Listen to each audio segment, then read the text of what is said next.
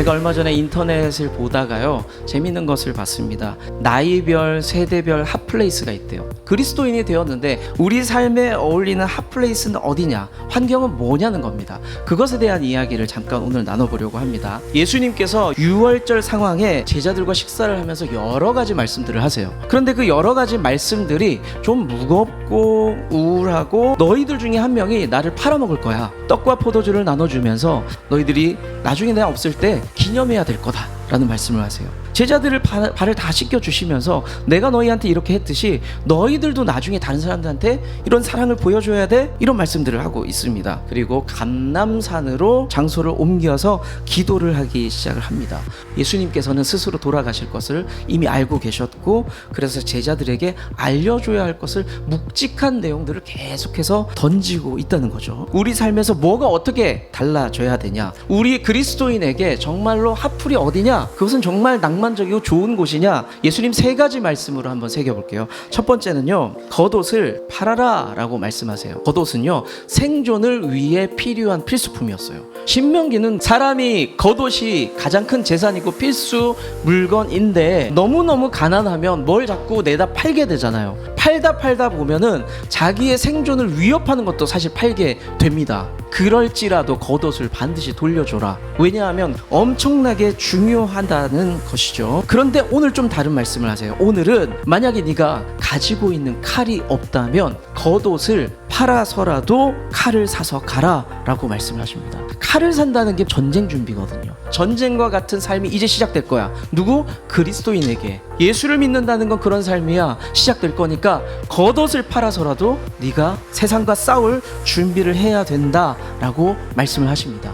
너희가 그리스도인이 되었다. 이제 사명이라는 걸 붙잡고 살아갈 텐데 세상의 태도가 달라질 거야. 각오 단단히 해 라고 말씀을 하고 있는 겁니다. 올바로 믿고 똑바로 믿을 때는 힘들 수밖에 없고 어려울 수밖에 없습니다. 그때는 내가 붙잡고 있던 겉옷들을 내려놔야 돼요.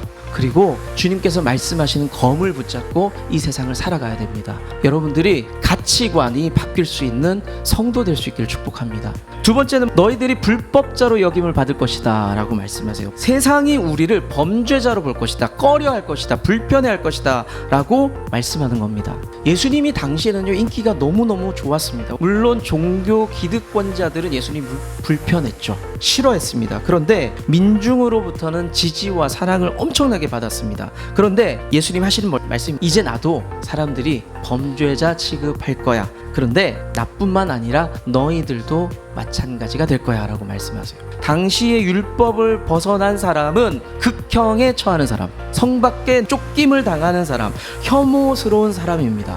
예수님이 스스로 내가 그런 사람이 될 거고 미안하지만 너희들도 그렇게 될 거야 라고 말씀을 하고 있습니다. 세상이 우리를 좋게 여기지 않는 시대입니다. 여러분들 미움 받을 용기가 있으세요? 성경은 단호하게 이야기하죠. 세상이 너를 싫어할 거야. 세상의 방법과 다른 방법으로 살아가기 때문에 불법이 된다는 거예요. 세상의 규칙과 방법과 다르게 살라고 말씀하는 거죠.